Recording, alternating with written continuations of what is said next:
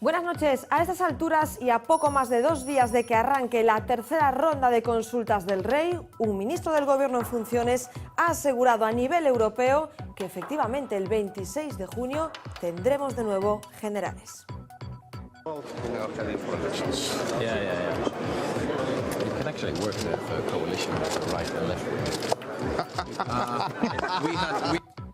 Esta es solo una parte de la conversación de Luis de Guindos y el presidente del Eurogrupo. Ya han escuchado las carcajadas del ministro de Economía en funciones cuando Dijsselbloem le plantea la posibilidad de una gran coalición izquierda-derecha. Durante esta conversación, de Guindos también plantea la complicada situación que se está viviendo, la necesidad de resolver la formación de gobierno para que el país reactive los temas que tiene pendientes.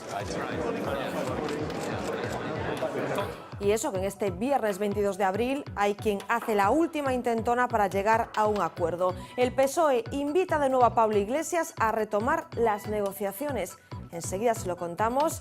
Así empieza este Más que Contar.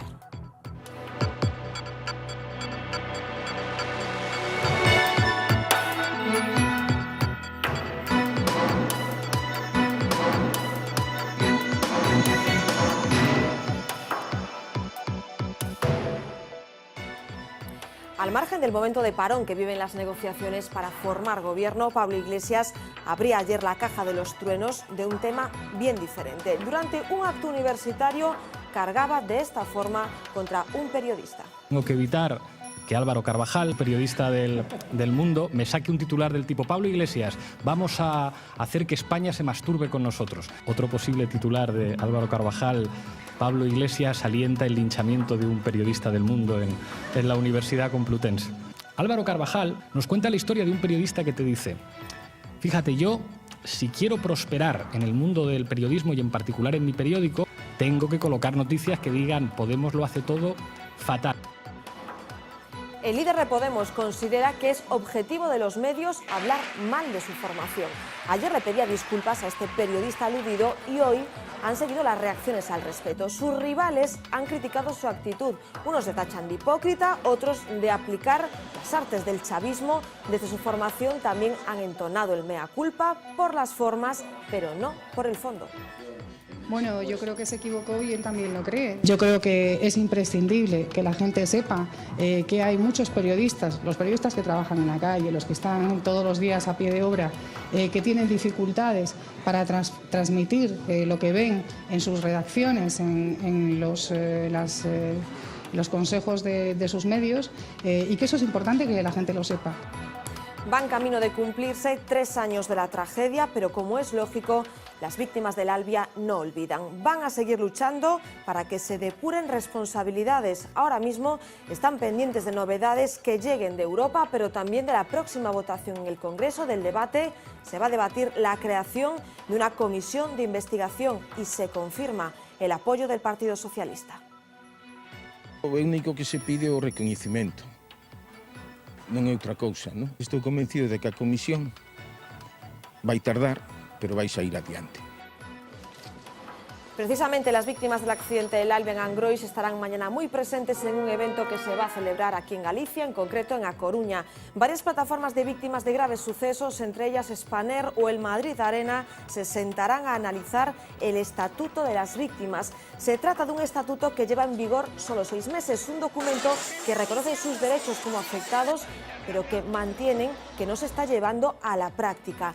¿Qué papel tienen los familiares de las víctimas en los procesos judiciales?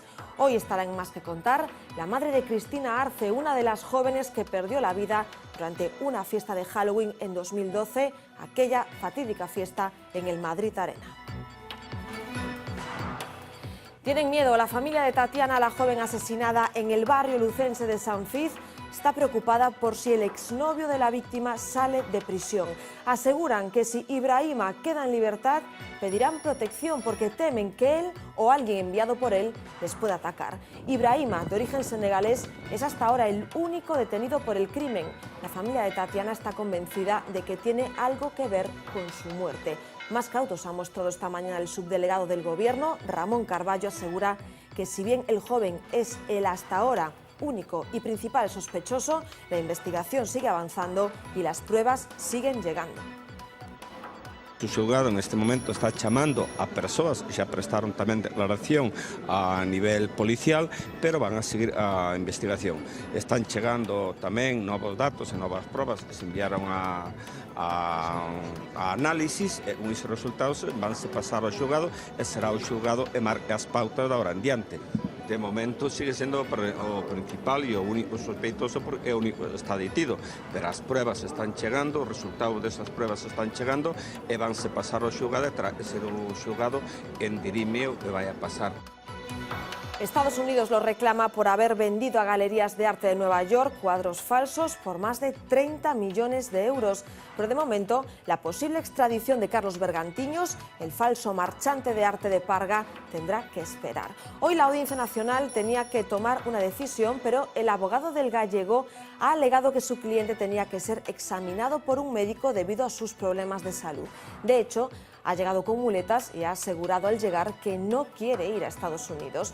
Bergantiños fue detenido en abril de 2014 con su hermano. Las autoridades estadounidenses aseguran que se dedicaban a encargar falsificaciones a pintores americanos y luego ellos usaban un secador para darles apariencia de antigüedad. A la espera de una decisión sobre su extradición, hoy en Parga nadie quería hablar sobre dos hermanos muy conocidos en la zona. Se le acumulan los problemas a los dos hermanos empresarios de Vigo investigados por un fraude millonario a la seguridad social. Acaban de ser condenados a 1 año de prisión por haber defraudado 200.000 euros del IVA con una empresa de seguridad. El otro asunto que les mantiene en la palestra como investigados es por un fraude también a la seguridad social de 3 millones de euros en el que habrían realizado 3.500 contrataciones en una trama de al menos 100 empresas. En las últimas horas hemos sabido que fue una camarera quien dio la voz de alarma al no coincidir sus cotizaciones. El personal que había detectado altas y bajas en sus contratos, altas y bajas constantes y además en diferentes empresas, era amenazado con ser despedido. Atropello mortal en el polígono de Agándara, en Narón. Un hombre de 84 años, vecino del barrio de Caranza, ha fallecido tras ser alcanzado por un camión. El suceso ocurrió en la calle Venceslao Fernández Flórez, en la que se están realizando obras de saneamiento. Al parecer, la víctima se bajó de la acera y el conductor del camión no lo vio a tiempo y le arrolló. Al lugar del suceso se desplazó una ambulancia medicalizada, pero el hombre falleció. Esta mañana se ha producido otro atropello en Fene, aunque en este caso no ha sido mortal. La víctima, una mujer de 61 años, cruzaba por un paso de peatones, resultó herida y fue trasladada al Hospital Ferrolano Arquitecto Marcile. Sobrevivieron a la desnutrición a las que las sometió presuntamente su propietario, pero finalmente han muerto por orden del mismo que las descuidó. Las 24 vacas que aún seguían vivas cuando la Guardia Civil intervino en una granja en Chantada, en la que estaban muertas ya otras 40 reses, han sido sacrificadas. Su propietario decidió enviarlas al matadero y la Xunta le concedió los permisos para ello. Los colectivos animalistas que intentaban paralizar su muerte y que se ofrecían a hacerse cargo de los animales denuncian falta de transparencia por parte de la Consellería de Medio Ambiente. Se muestran además sorprendidos de que, en vista del deplorable estado en el que estaban esas vacas, no le fueran incautadas a su propietario.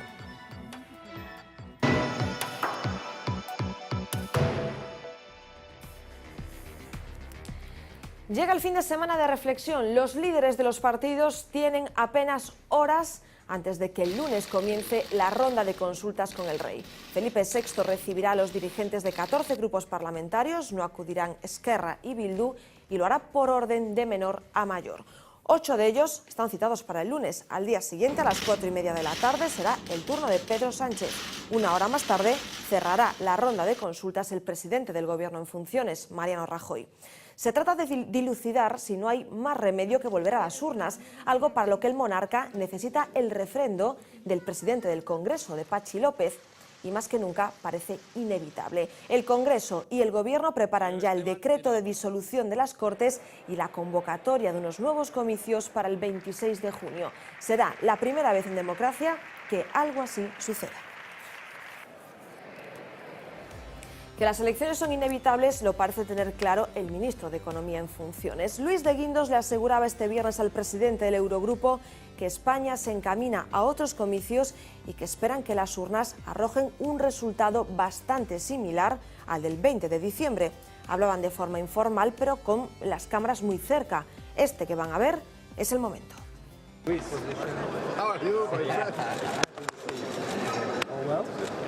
Well, you know, heading for elections. Yeah. And this is not, as you can imagine, you know, perhaps... Do you think it will change, or will the outcome be the same again? I think that it will be quite similar, but finally I hope that, you know, that will give rise to common sense. Hi, how are you?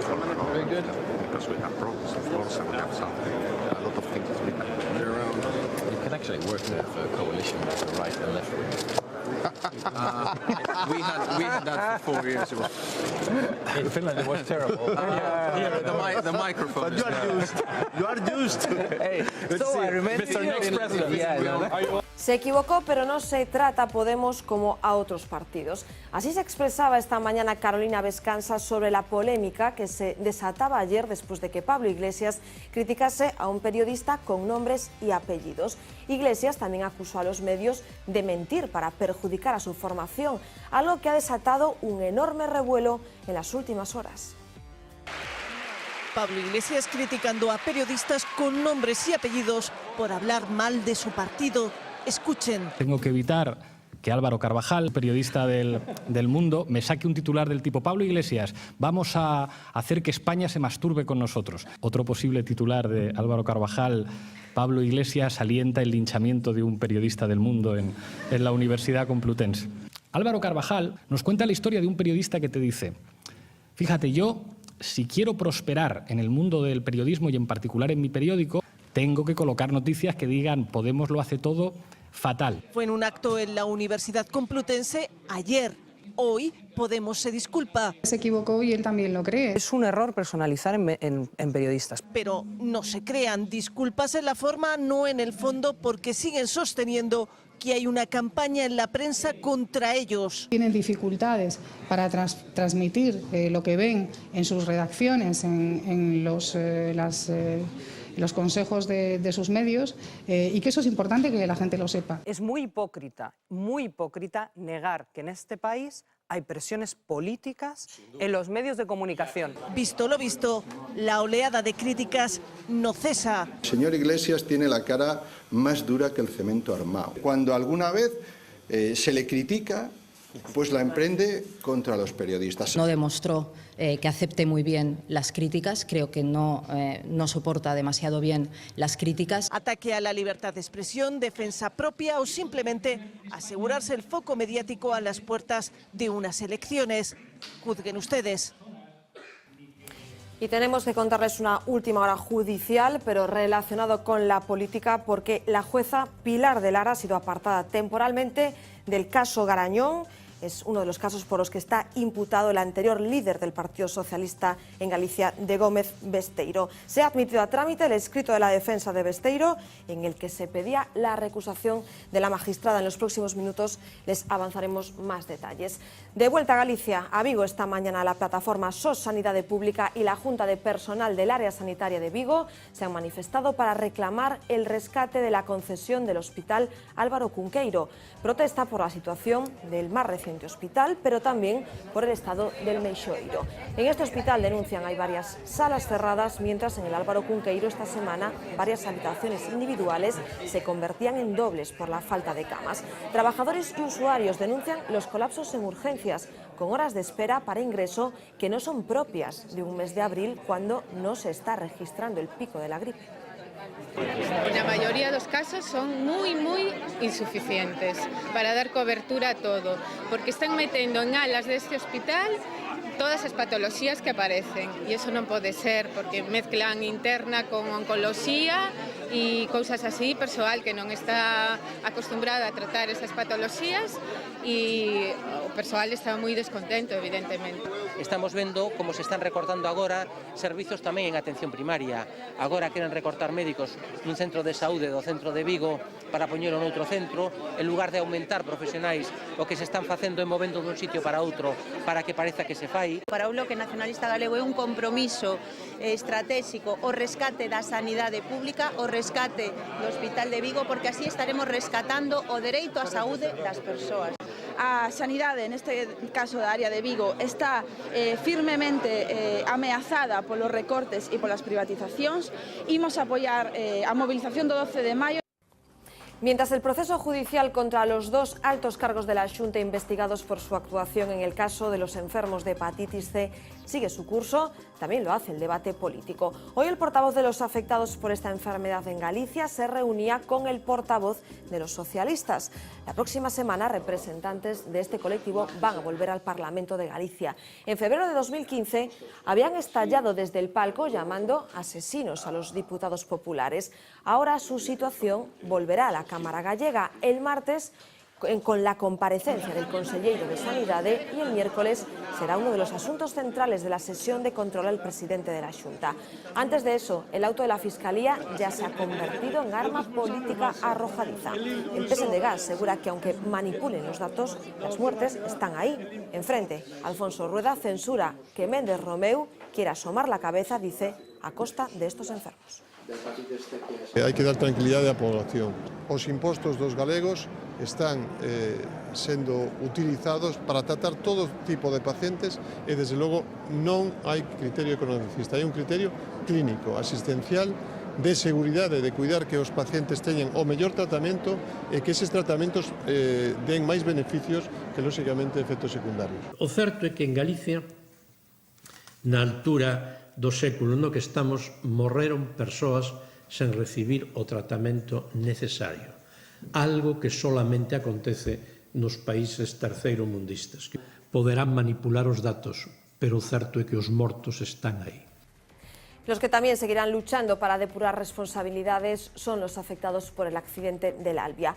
El BNG demanda a la Comisión Europea el informe sobre el siniestro que comprometió el Ejecutivo Europeo. Así que las víctimas están pendientes de novedades en Europa, pero también aquí en nuestro país. La próxima semana el Congreso debatirá la creación de una comisión de investigación después de que el PSOE cambiara de postura y decidiera apoyarla.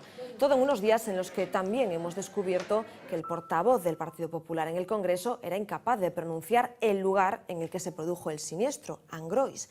Hoy hemos querido saber cómo viven desde la plataforma de afectados esta situación casi 3 años después de este accidente.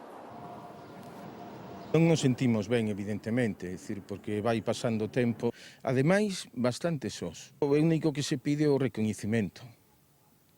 Non é outra cousa, non? A base de aprobar a comisión de investigación no Parlamento, que quedará en principio en nada porque parece que vai haber eleccións outra vez. É dicir, parece que é un paripé, non? Eu personalmente estou convencido de que a comisión vai tardar, pero vai sair adiante. Hernando demostrando a súa ineptitude, ¿no? O único comentario que se me ocurre é iso que dicía antes citando a Machado, ¿no? Os ignorantes desprezan canto ignoran. Que lle diríades? Se lle diríades algo? Non sei, ao mellor únicamente que se dice Angrois. Non hai, nese sentido non hai que molestarse, ¿no? O ignorante sempre vai despreciar todo o que ignora. Así que, nada, eu particularmente non lle diría nada máis que eso. Angrois foron 81. Las víctimas de ese terrible accidente del Albia en Angrois estarán representadas en unas jornadas que van a tener lugar mañana en la ciudad de A Coruña. La Asociación de Afectados de Intrusismo Médico-Sanitario, más conocido seguro por ustedes como Víctimas de Coté, han organizado unas jornadas sobre el llamado Estatuto de la Víctima. Un estatuto que se aprobaba hace casi un año y que entraba en vigor en octubre del año pasado. Todo indicaba que esta herramienta les daría a las víctimas el papel que dicen que les corresponde en los procesos judiciales, pero en la práctica mantienen que no está siendo así. En estas jornadas van a intentar profundizar sobre este asunto gracias a invitados y ponentes de primer nivel. Personas que han tenido que sufrir experiencias terribles como víctimas directas o como familiares, experiencias tan terribles como las que les estamos mostrando en estas imágenes.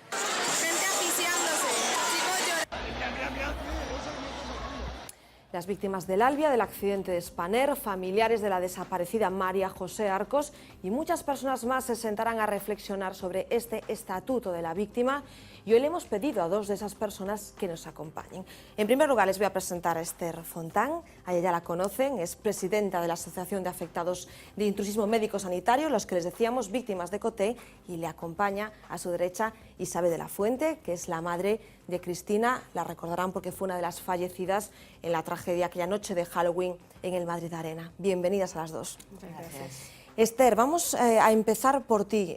Sois los organizadores de estas ponencias en las que hay, desde luego, muchísimo que contar, pero si este estatuto de la víctima está en marcha, ¿se puede resumir de alguna forma qué es lo que falla?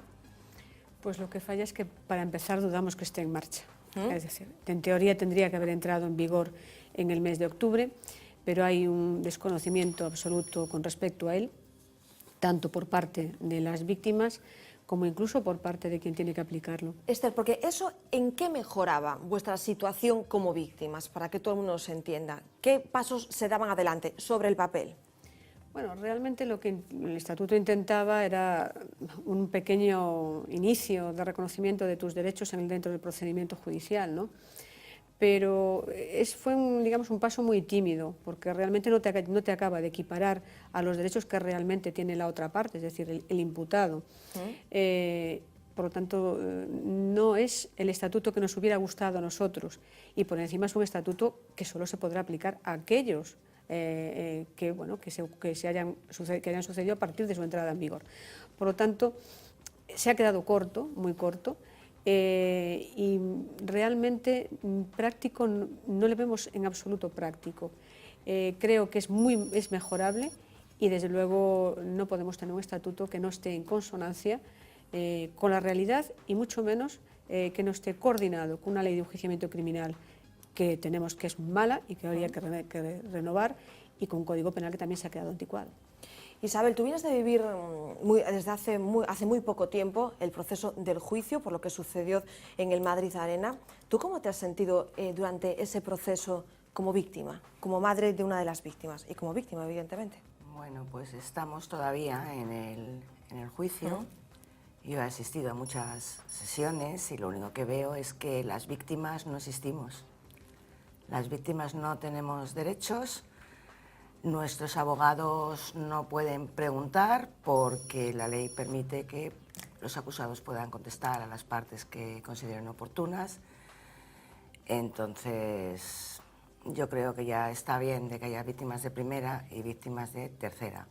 Los abogados de las víctimas tienen que equipararse como poco a la Fiscalía y que sea obligatorio contestarles. O sea, yo lo único que quiero es tener por lo menos los mismos derechos que tienen los delincuentes. Que no es así, entiendo, no os sentís así. No es así. ¿Estáis incluso durante los procesos judiciales desinformados? Bueno, yo no, porque yo tengo una abogada estupenda que me informa mucho y además voy a las vistas. Pero es evidente que el proceso judicial no tiene en cuenta para nada ni los sentimientos, ni la más mínima empatía por las víctimas, ni absolutamente nada. O sea, aquí estas leyes que tenemos en este país son garantistas con los delincuentes. Y las víctimas, yo por lo menos, pues me siento humillada, ninguneada e insultada, porque luego llega la Fiscalía y te pide 4 años por 5 homicidios, hace una rueda de prensa, te dicen que no es un accidente, pero luego lo quieren juzgar como un accidente. En fin, es que no está bien esto, no está. En el caso que tú estás viviendo, Isabel, ¿qué es lo que tú cambiarías de forma prioritaria? Como ese respeto que merecéis las víctimas, también por parte del ámbito judicial, evidentemente. Pues lo primero es que las fiscalías se dediquen a realizar su trabajo, que es proteger los derechos judiciales de las víctimas y no de los acusados, como parece ser que hacen en muchas ocasiones, y como he dicho antes, que los abogados de las acusaciones, o sea, los abogados de las víctimas, que somos los máximos perjudicados, tengan el mismo estatus que una fiscal o un fiscal, o sea, que tengan obligación los procesados de contestarles. Esther, en vuestro caso lleváis un proceso larguísimo que parece que arranca, se detiene, más bien se detiene. ¿Qué reclamas tú en ese proceso? ¿Qué se debería haber mejorado con respecto a vosotros, a las víctimas de Coté? Bueno, a estas alturas ya poco podemos pedir, porque cuando ya llevas 8 años de instrucción, es una broma pedir nada. Es decir, claro, que acabe es que aparte, supongo que 8 años de instrucción van ahondando en la herida, evidentemente. Desde luego no la curan, no la cicatrizan, porque estos 8 años son 8 años de sufrimiento, de lucha continua, de encontrarte con montones de incomprensiones, de cosas que no acabas de entender, como por ejemplo que yo misma haya sido denunciada 7 veces por la persona que yo tengo denunciada porque me ha hecho un daño, presuntamente un daño físico importante. Entonces, bueno, yo lo que reclamaría, ya no por lo que nosotros estamos viviendo, que es una experiencia, es decir, a estas alturas no puedo pedir un proceso rápido porque no lo hemos tenido ni lo estamos teniendo, pero a la justicia hay que dotarla de medios, número 1. Si ustedes quieren una ley de enjuiciamiento criminal rápida y práctica, tienen que dotar a los juzgados de medios, tanto físicos como humanos, es decir, eso es súper claro. El nuestro es un juzgado pequeño, que esta es una macrocausa y no puede con ella. Es decir, y eso es lo que ha llevado a estos 8 años. Entonces, esto no puede permitirse, porque para nosotros ya no llega la justicia, esto ya llega tarde, ocurra lo que ocurra, ya llega tarde. Por lo tanto, mañana lo que vamos a reivindicar, ya no tanto por nosotros, sino por los que tengan que venir, es que hay que hacer una revisión a fondo en este país de las leyes, empezando por la ley de enjuiciamiento criminal, el Código Penal, y luego dotar de medios a la justicia. Hay una anécdota muy interesante en el Estatuto de la Víctima, que dice que hay que informar a los juzgados, formar a los profesionales, informar a los colegios de abogados para que se... Pero la anécdota es que hay una disposición adicional que dice, pero para todo esto no habrá una dotación económica. Claro, vamos a ver. Que es reinventemos con lo que tenemos, que ya está la cosa complicada. Claro, si ya está pachuchita a nivel económico y de medios, la justicia, si por usted me dice que abrimos otra nueva espita para poner a funcionar la justicia, pero usted no la dota, estamos hablando de un papel mojado. Por lo tanto, nosotros lo que vamos a reivindicar mañana, tanto por ellos como por nosotros, como para los que por desgracia van a venir, es necesitamos un nuevo marco legal en este país y necesitamos medios para la justicia. Sin eso, jamás habrá una justicia eficaz y rápida. Claro, es que yo entiendo, ya Isabel, que es duro enfrentarse a un proceso durísimo, no me lo puedo ni imaginar como este. ¿Qué mella hacen estas circunstancias a nivel psicológico? Yo soy una víctima y estoy teniendo que pasar por todo esto. Pues yo lo estoy viviendo ya con mucho hartazgo, cansancio y, bueno, visto lo visto, nosotros vamos muy deprisa. Llevamos solo 3 años y medio. Solo, hay que decir solo 3 años. Pero bueno, yo lo que quiero es que la gente sea consciente de que cualquiera, en cualquier momento, en un segundo puedes pasar a ser una víctima. Te cambia la vida en un segundo y entonces estas cosas, la justicia tardía ya no es justicia. O sea que... ¿Hace falta agruparse, que las víctimas os agrupéis para hacer fuerza, por mucho que cueste decirlo? Yo creo que sí, que juntos somos más fuertes. Entonces... En vuestro caso, Esther, habéis sido siempre un ejemplo. Pero 8 años, psicológicamente, ¿cómo se llevan? Muy mal, se llevan muy mal porque, claro, es una lucha diaria, autos, recursos, diligencias, pruebas, más pruebas, exámenes forenses, y ahora otro recurso, y ahora a la audiencia, y luego por encima la reincidencia presunta, la reincidencia. Te quemas, o sea, al final... Tienes que sacar fuerzas de flaqueza para seguir, porque bueno, tienes que mirar incluso a tu alrededor y encontrar en los demás una razón para seguir. Dices, ya no solo por nosotros, sino también por los demás. Y es muy duro, la verdad, y es muy duro para ti, es muy duro para mis compañeros y es muy duro para nuestros familiares. Mañana en estas ponencias, en esta jornada, vais a tener asesoramiento de alto nivel jurídico. ¿Qué os transmite a vosotros la justicia que sí entiende? Porque hay personas dentro de la justicia, evidentemente, que entienden lo que pasáis. os transmiten los profesionales? Dicen, ¿esto se podría solucionar por esta vía? Bueno, por lo que me respecta a mí, los profesionales de la justicia siempre reclaman lo mismo: medios, medios y medios.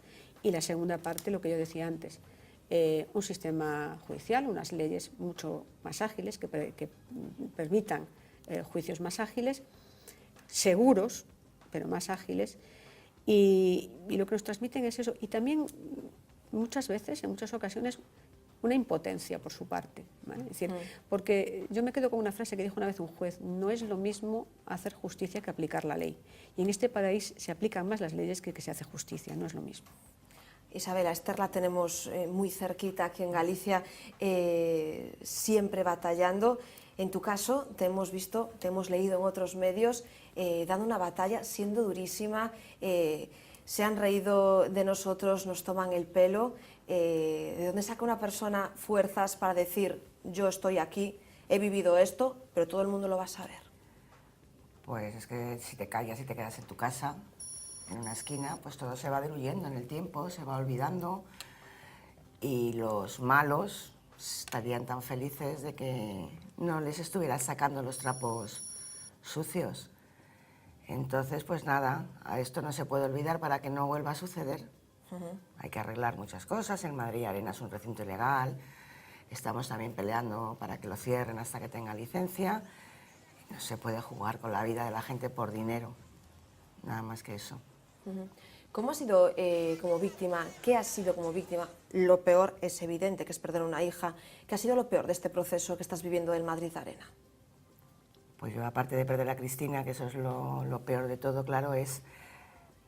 Yo lo he dicho muchas veces, a mí lo más repugnante de todo este caso es la actitud de los presuntos médicos, los doctores Viñals, que no atendieron a las víctimas que llegaron a la enfermería, al cuchitril aquel, y las dejaron morir sin atenderlas.